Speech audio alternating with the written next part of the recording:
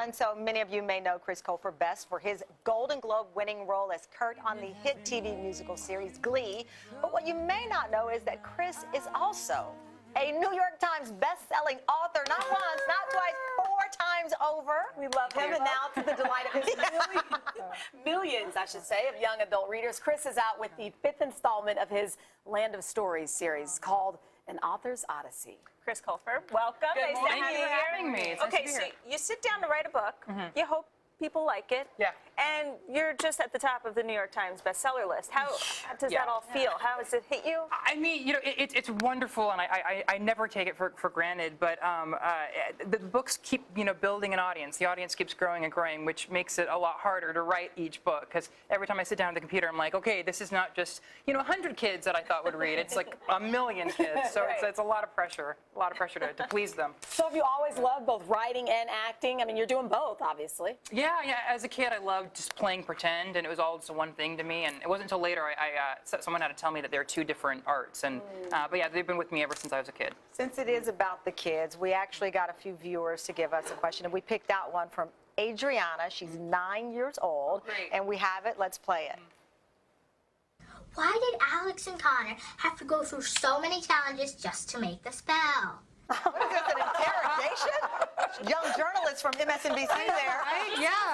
Frustrated, She's too. very frustrated. Well, I would say, they had to go through a lot of challenges to make the story fun and adventurous, and I apologize for all the trouble I got them into. So when your reviewers are age 9, I mean, how do you navigate those waters? Because they are very direct. They have no filter whatsoever. If they don't like a sentence, they will tell you right to your face. And it's hysterical and very, again, lots of pressure. So this is a series that kind of seems like it's setting itself up for a good blockbuster movie. Yeah, Do you have hopes on that? Do you have anybody in mind for the main character? Yeah, it's funny. Originally, I was so against it because I would rather it be a good book that 100 people read than a terrible movie 100,000 people saw. Fair enough. The audience, the little kids come up to me and they demand a movie, so I don't think I no longer have that you option. don't have a choice. So it's a done deal. The people have spoken. The people under 4 the little feet people tall. have spoken, right? Yeah. So I think it's definitely going to happen someday. I think now I'm taking my time to make sure that it's with the right people and it's also a good movie, not just why make a movie if it can't be a good movie? Yeah. Let's talk about AbFab really quickly. In between writing best-selling novels, you've also found time to maintain your acting career. This is huge. You're going to appear in the upcoming AbFab film.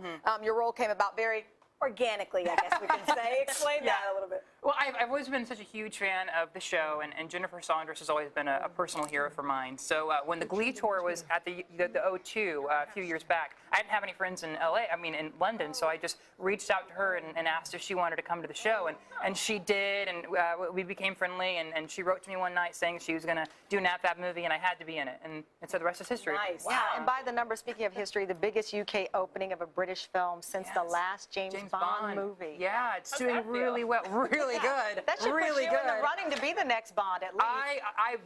That's the first I've heard, but I support it. All right. Well, Chris, thank you so much for coming in this morning. And you have great hair. Thank you so much. It doesn't move. Thank you. Thank you. Looks good. Thank you. All right, up next.